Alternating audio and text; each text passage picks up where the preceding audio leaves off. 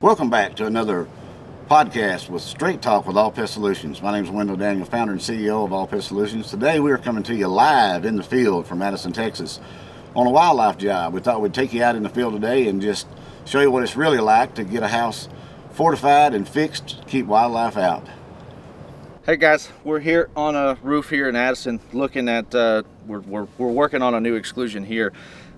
This is a good case scenario for what we like to kind of depict as a house that's already been fixed. We generally fix just as many houses that have been fixed as have never been fixed before. This is a good case scenario where we still have previous patchwork, by who is irrelevant, but so many times at every case, every house that we're dealing with, they're gaining access to the low-lying eaves, and these eaves can encompass all kind of different things. But it's where this meets this pitch or this drop, where they can set in here and chew just like they're doing here, and you may be able to see it up in here and other places like that. Now, this one's a little bit more excessive because it's kind of tight and boxed in. Most eaves don't have a turn back where they're doing so much damage.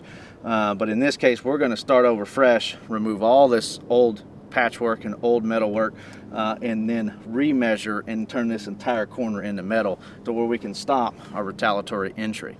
These squirrels never stop, and with short fixes they'll just go above and beyond you, and this will never change or it'll never end. So we're trying to kind of stop the hemorrhage, if you will, and cover as much of the vulnerability or continued vulnerability that they're always after. They never stop. That's why we go to the extent that we go to add this much metal. Now eventually this will all turn into metal here, 14 to 18 inches of metal in height in here versus 4 or 5 inches. At the end of the day, we don't want to keep messing with this. We don't want to keep taking money from people to do other patchwork. But we're gonna go above and beyond, do a larger fix, and try to stop this as best we can. But like I said, we'll build all this out, fab it all up, and install it all in.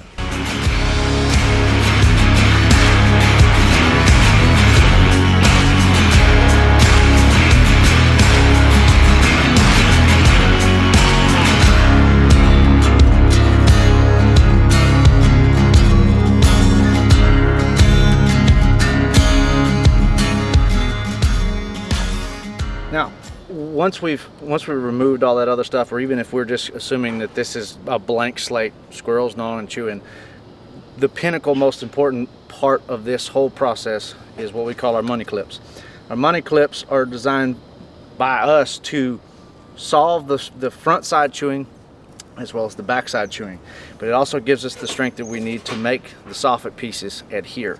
But we call them money clips because they're measured the face, the width, and the depth back to the soffit, which creates this piece here, which looks like a money clip. But we start with that, but we start our cut, we start our measurement, and everything else builds off of that. That dude goes in there just like that.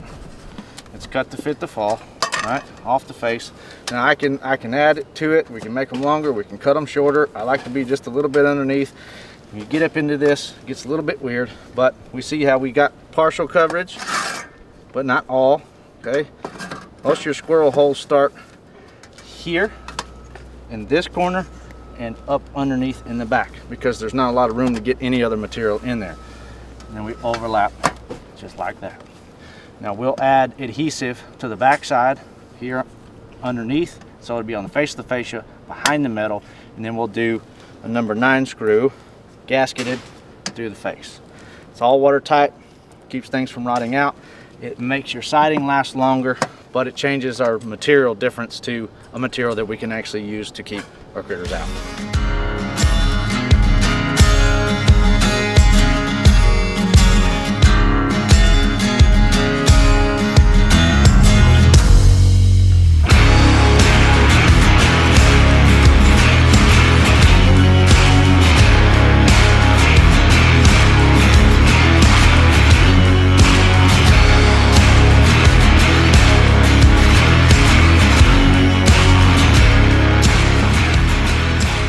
Well, here's our finished product after install.